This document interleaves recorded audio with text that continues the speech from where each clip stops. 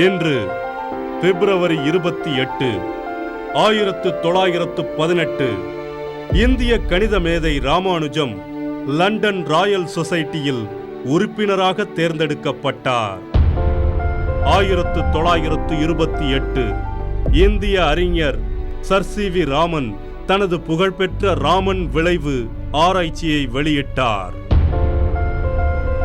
1936 அல்மோரா சிறையில் நேரு சிறை தண்டனை அனுபவித்துக் கொண்டிருந்த போது அவரது மனைவி கமலா நேரு காலமானார். 1963 சுதந்திர இந்தியாவின் முதல் அதிபரான பாபு ராஜேந்திர பிரசாத் இன்று பாட்னாவில் மரணமடைந்தார். 1986 ஸ்வீடன் பிரதமர் உலா பால்மே தனது 59 வயதில் சுட்டுக் கொல்லப்பட்டார்.